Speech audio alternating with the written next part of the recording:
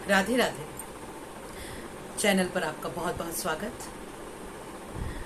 और जैसा कि लगातार हम श्रीमद् भगवत गीता जी को अपने जीवन से जोड़ने का प्रयास कर रहे हैं, तो उसी कड़ी में हमने पिछले वीडियो में ये देखा कि ईश्वर ने हमें ये बताया है कि जब प्रजापति ब्रह्मा जी ने इस सृष्टि की रचना की, देखिए जब मैं कहती हूँ ब्रह्मा जी ने सृष्टि की रचना की, तो इसका अर्थ मैं ये नहीं बता रही हूँ कि कुछ हजार वर्षों पूर्व की, मैं बात कर रही हूँ अनादिकाल की।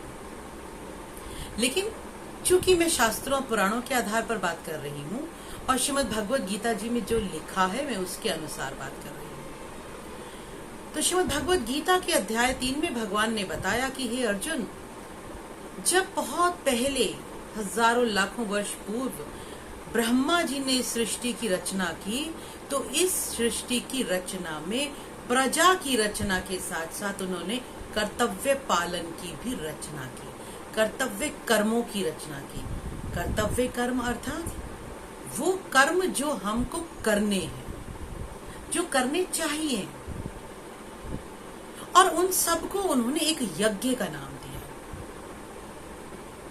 कितनी खूबसूरती से उन्होंने ये बताया कि परस्पर भावयन्तु यह, एक दूसरे को उन्नत करते हुए, एक दूसरे की मदद करते हुए, एक दूसरे के हित का सोचते हुए तुम लोग, हे मनुष्यों, तुम लोग उस परम ऊर्जा को, परम स्रोत को प्राप्त कर सकते हो। अध्याय 3 के श्लोक नंबर 9 से लेकर 16 तक लगातार भगवान यज्ञ के विषय में ही बता रहे हैं। बार बार कहूंगी, यज्ञ का अर्थ मात्र हवन नहीं जो अग्नि से प्रज्वलित की जाती है, या अग्नि के द्वारा आहुतियां डालकर जो हवन होता है, सिर्फ उसे यज्ञ नहीं कहा गया। स्पष्ट रूप से भगवान ने यहाँ कहा कि यज्ञ का अर्थ है अर्जुन कर्तव्य कर्म। कर्तव्य कर्म कौन से? जो दूसरों के लिए किए जाएंगे, क्योंकि बहुत ही स्पष्ट बात है, कर्तव्य सदैव दूसरों के लिए होता है, अधिकार अपने लिए होता है। तो इसमें बार बार ये बताने की आवश्यकता नहीं है कि दूसरों के लिए, लेकिन मुख्य चीज ये है वो आसक्ति रहित कर्तव्य होना चाहिए, वो कामना रहित कर्तव्य होना चाहिए, स्वयं का हित की इच्छा से वो कर्तव्य नहीं होना चाहिए। सिर्फ निस्वार्थ भाव से दूसरों के हित के लिए इस कर्तव्य को लगातार करना है। और जब मनुष्य इस तरह के कर्तव्य यानी यज्ञ को करता है, तो उसका भी तरक्की होती है, उसका भी विकास होता है, उसका डेवलपमेंट होता है। अब इसे बताते हुए उन्होंने इस तरीके से बताया कि ये जो पूरा 5 भौतिक शरीर है और ये 5 भूतों से बनी हुई जो सृष्टि है, ये चक्र की भांति है। हम लोगों ने भी बचपन में पढ़ा साइंस में, जब हम शायद 4th या 5th कक्षा में थे, आपको भी याद होगा, हम लोगों ने नेचर साइकिल पढ़ी, हम लोगों ने वाटर साइकिल पढ़ी, फिर थोड़ा आगे स्टडीज बढ़ी तो फिर हमने CO2 कार्बन डाइऑक्साइड की साइकिल पढ़ा। ईश्वर ने सभी चीजों को एक चक्र के अनुसार निर्धारित किया है। मानव जीवन को देख लीजिए, एक वीर्य की एक बूंद से और माँ के शरीर के एक बीज से मिलकर एक अंडा बना, फिर माँ ने उसे अपनी 9 महीने कोख में रखा और अपने रक्त मांस मज्जा से उसका पोषण किया, फिर वो बच्चा बाहर आया, बाहर आते ही नाम किसी और ने दिया और उसको, उसके लालन पालन की जिम्मेदारी दूसरों की थी। उसे तो कुछ भी नहीं आता था, थप्पड़ मार के डॉक्टर ने सांस लेना सिखाया। आपने देखा होगा, जैसे ही बच्चे की डिलीवरी होती है तो डॉक्टर्स उसके बैक पर उसे पैट करते हैं, थपथपाते हैं, ताकि वो सांस लेना सीखे, वो रोए। फिर उसका लालन पालन पोषण, ज्ञान, शिक्षा, दीक्षा सभी दूसरों ने की। सब कुछ तो दूसरों ने ही दिया है। इस मानव देह में अपना तो कुछ भी नहीं है। ये जो शरीर दिख रहा है, ये भी 5 भूतों से मिलकर बना, तो ये भी अपना नहीं है। तो जब अपना कुछ है ही नहीं इस सृष्टि में, तो किस बात का अहंकार? इस सृष्टि में अपना कुछ नहीं है। इसी चीज को बार बार समझाने का प्रयास किया गया सभी शास्त्रों और पुराणों के द्वारा, क्योंकि दुख का कारण सिर्फ एक ही है कि हमने खुद को शरीर मान लिया और हमने ये मान लिया कि ये मेरा शरीर है, ये मैं ही हूं और इसी का काम मुझे ही करना है। इसका लालन पालन पोषण नाम प्रतिष्ठा पद धन वैभव सब मुझे ही करना है। इस कर्तापन में इतना उलझ गए कि कर्तव्य कर्म भूल गए, जो ईश्वर ने यज्ञ के रूप में इस सृष्टि के आरंभ में हमें दिए, और साथ में बताया कि इन संसाधनों की रक्षा तुम्हें करनी है और बदले में यही संसाधन तुम्हें और सामग्रियां प्रदान करेंगे और सहूलियत प्रदान करेंगे और संसाधन प्रदान करेंगे, जिससे तुम्हारा प्रोग्रेस होगा, तुम्हारा डेवलपमेंट होगा। और एक दूसरे को ध्यान रखते हुए कर्तव्य का पालन करते रहो, अधिकार अपने आप मिलते रहेंगे। इस संपूर्ण सृष्टि की रचना के समय ये जो एक महत्वपूर्ण टैग लाइन है, ये अंतर्निहित है। ईश्वर ने स्पष्ट कहा है, निर्देश दिया है, कर्मण्येवाधिकारस्ते मा फलेषु कदाचन। तुम कर्म करो, यानी कर्तव्य कर्म करो, और फल पर तुम्हारा अधिकार नहीं है, तुम्हारा अधिकार कर्तव्य पर है। और फल स्वतः ही मिलेगा, जो तुम्हारे लिए जरूरी है वो तुम्हें मिलेगा, क्योंकि ये संपूर्ण सृष्टि एक चक्र के अनुसार संचालित है। जैसे कार्बन डाइऑक्साइड, जमीन के अंदर बहुत से फॉसिल्स, बहुत पुराने मरे हुए जानवरों के अंश, जो कि बड़े बड़े फॉसिल्स फ्यूल्स बन जाते हैं, फॉसिल्स बन जाते हैं, वो डिकम्पोज होते रहते हैं। बहुत सारे जानवर जो बहुत सालों पहले, हजारों सालों पहले मरे होंगे, बहुत से लोग, वो डिकम्पोज होते रहते हैं। मिनरल्स उनमें से निकलते रहते हैं, उसमें से बहुत सारी गैसेस निकलती हैं। फिर वो गैसेस कार्बन डाइऑक्साइड के रूप में बाहर आती हैं इस पृथ्वी से। उन्हें ये पेड़ पौधे ग्रहण कर लेते हैं। उस कार्बन डाइऑक्साइड को सूर्य के प्रकाश की सहायता से फोटोसिंथेसिस की क्रिया के द्वारा पेड़ पौधे अपना भोजन बना लेते हैं। कार्बन डाइऑक्साइड ग्रहण करते हैं, ऑक्सीजन दे देते हैं। उस ऑक्सीजन को हम इंसान, लिविंग थिंग्स, सजीव प्राणी, चाहे वो जानवर हो या हम पेड़ पौधे हो या हम हो, उस ऑक्सीजन को हम ग्रहण कर लेते हैं। फिर हम कार्बन डाइऑक्साइड छोड़ते हैं। देखिए, एक चक्र है। इसी तरह से पानी का चक्र है, इसी तरह से भोजन का चक्र है। संपूर्ण सृष्टि के एक एक तत्व के विभिन्न चक्र हैं, साइकिल्स हैं, और उस प्रत्येक साइकिल में मानव एक कड़ी है, मात्र एक कड़ी। हमारी कोई महत्वपूर्ण सत्ता नहीं है। यदि हम विचार करने बैठे तो इस संपूर्ण ब्रह्मांड में असंख्य आकाश गंगाएं हैं, असंख्य आकाश गंगाएं, और उन असंख्य आकाश गंगाओं में एक आकाश गंगा मिल्की वे हमारी आकाश गंगा है। हमारी आकाश गंगा मतलब जिस आकाश गंगा में हमारी पृथ्वी है।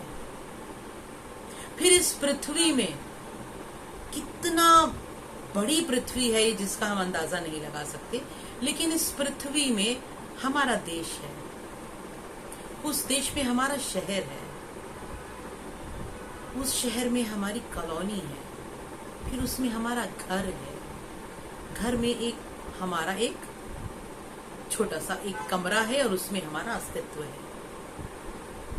जब ब्रह्मांड के परिप्रेक्ष्य में आप देखेंगे तो पाएंगे हमारा अस्तित्व शून्य के 1000वें भाग के बराबर भी नहीं है। हमारा अस्तित्व मात्र पानी के एक बुलबुले की तरह है, जो एक पल में खत्म हो जाता है। लेकिन इंसान झूठे अहंकार में जीता रहता है। इस अहंकार को नष्ट करने के लिए ही आगे भगवान ने बताया है, अगले श्लोकों में, श्लोक नंबर 12-13 में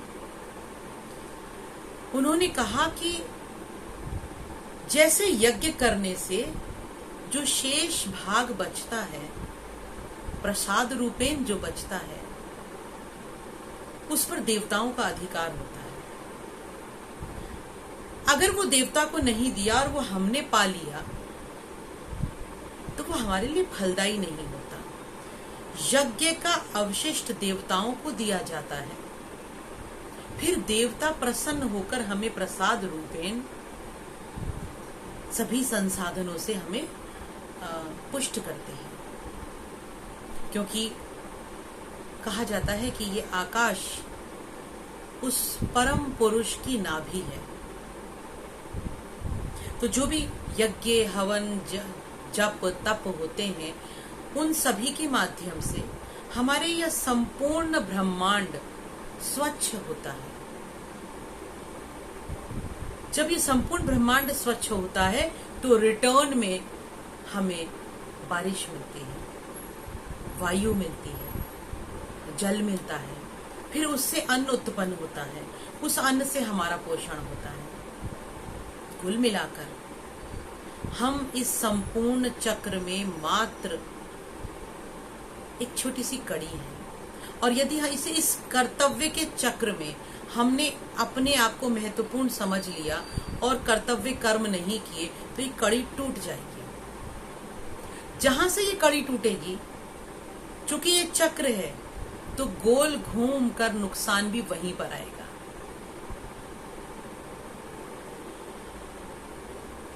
हमने अपने कर्मों को पूरा नहीं किया, निस्वार्थ भाव से नहीं किया। सिंपल भाषा में हम देख लेते हैं, अभी कोविड आया, पैंडेमिक आया, सभी को महसूस हुआ ऑक्सीजन कितनी आवश्यक है। ऑक्सीजन की कमी हो गई, त्राही त्राही मच गई। सभी जगह अस्पताल, घर जो है वो वहां बिस्तर पड़े हुए थे, डेड बॉडीज पड़ी हुई थी। और ये हम सब ने, आपने देखा, हम सबको महसूस हुआ कि हमने प्रकृति के साथ कितना खिलवाड़ किया है। हमने विकास की दौड़ में प्रकृति को अनदेखा किया है, और प्रकृति ने अपना बदला हमारे से ही लिया। ये कोरोना आया तो सबसे ज्यादा कष्ट आपको और हमें ही हुआ, और हमने महसूस किया कि प्रकृति की आवश्यकता है, ऑक्सीजन की आवश्यकता है, इसके बिना हम जी नहीं पाएंगे। क्योंकि जब कोई चीज फ्री में हमें मिली होती है तो हम उसकी कीमत का अंदाजा नहीं लगा पाते। जब वो ऑक्सीजन के सिलेंडर हमको खरीदने पड़े, मिल नहीं रहे थे, ब्लैक में खरीदने पड़े, तब पता चला कि ऑक्सीजन कितनी महत्वपूर्ण है और हम इसे बना नहीं पाएंगे। वो ईश्वर है जो अबुंडेंस में हमें दे रहा है, लेकिन हमने इसकी परवाह नहीं की। तो यहां स्पष्ट कहा था ईश्वर ने, भगवान ने कहा कि तैर दत्तान प्रदायेभ्यो यो भुंक्ते स्तेन एव सह। स्तेन चोरी है ये। यदि हम संसाधनों का उपयोग दोहन के रूप में कर रहे हैं, अनावश्यक रूप में कर रहे हैं, और देवताओं के लिए अपने कर्तव्य को नहीं कर रहे। देवता का अर्थ क्या, मैं पहले भी बता चुकी हूं। यहाँ देवता का अर्थ है ये संपूर्ण सृष्टि, चाहे वो जल हो, चाहे वो पृथ्वी हो, अग्नि हो, वायु हो, ये संपूर्ण सृष्टि देवता है। हमने इसका दोहन अनावश्यक रूप से अंधाधुंध किया, लेकिन इसके प्रति अपने कर्तव्यों का पालन नहीं किया। हमारे कर्तव्य थे इस सृष्टि को प्रेम देना, इस सृष्टि का पालन, पोषण, संवर्धन, रक्षण करना। हमने वो नहीं किया, हमने सिर्फ दोहन किया। तो यहाँ स्पष्ट कहा भगवान ने कि हे अर्जुन, जो सिर्फ दोहन करेगा लेकिन पालन, पोषण और रक्षण नहीं करेगा, दूसरे के हित के लिए कार्य नहीं करेगा, वो एक चोर की भांति समझा जाएगा। और जो चोर की भांति समझा जाएगा, तो जैसे चोर की सजा होती है, वैसे ही उस व्यक्ति को भी सजा मिलेगी। और वो सजा क्या होगी? जो कर्म अपने निमित्त किए जाते हैं, सिर्फ अपने स्वार्थ के लिए किए जाते हैं, उनका बंधन होता है और वो पाप रूप में हमें फल मिलता है। और जो कर्म हम दूसरे के लिए करते हैं उनका हमें पुण्य के रूप में फल मिलता है। तो अगर सिर्फ हम स्वार्थवश अपने लिए ही काम करते रहेंगे, अपना ही सोचते रहेंगे, अपना ही पेट भरते रहेंगे, समाज प्रकृति के लिए कुछ नहीं करेंगे, इस विश्व का चिंतन नहीं करेंगे, विश्व के उन्नति का चिंतन नहीं करेंगे, प्राणी मात्र की संतुष्टि का चिंतन नहीं करेंगे, तो हम एक चोर की भांति माने जाएंगे और जो सजा चोर की होती है वो सजा हमें मिलेगी। तो यहाँ भगवान ने स्पष्ट कहा है कि अर्जुन, इस चक्र में तुम एक बहुत छोटी सी कड़ी हो, तुम्हें अपने कर्तव्यों का पालन करना है। एक स्थान पर मैंने लिखा देखा था, सतत सावधान। बड़ा सुंदर था, कितना छोटा सा वाक्य और कितना गहन अर्थ लिए हुए। सतत सावधान, कुछ भी करें सावधान रहें, लगातार सावधान रहें। सावधान किस चीज में रहें? क्या इस कर्म में मेरी आसक्ति है? क्या इस कर्म में मेरी कोई कामना पूर्ति छुपी है? क्या इस कर्म में मेरा कोई स्वार्थ छुपा है? अगर ऐसा है तो सावधान, बंधन की तरफ जा रहे हो।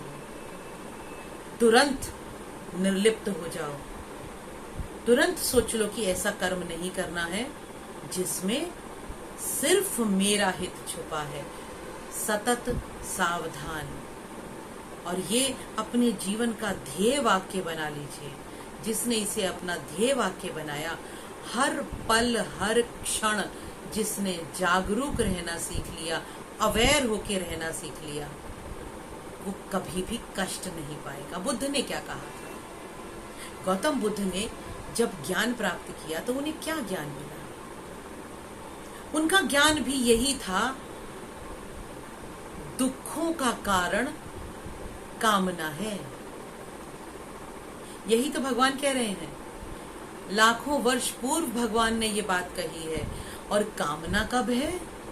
जब इस शरीर को ही मैं मान लिया है, इस शरीर से आसक्ति हो गई है। इस शरीर से आसक्ति नहीं करनी है, कामनाएं नहीं करनी है, मन को कंट्रोल में करना है, इंद्रियों को कंट्रोल में करना है। और जिसने संयम करना सीख लिया है, कामना रहित जीवन सीख लिया है, आसक्ति रहित जीवन सीख लिया है, उसके जीवन में सदैव सुख और शांति की बारिश होगी।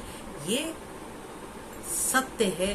भगवान ने स्पष्ट घोषणा की है कि जो बिना कामना के रहेगा, बिना आसक्ति के कर्म करेगा, सिर्फ कर्तव्य कर्म करेगा, हे अर्जुन, वो मुझे परम प्रिय है, वो नित्य योगी है और मैं उसका चिंतन करता हूँ।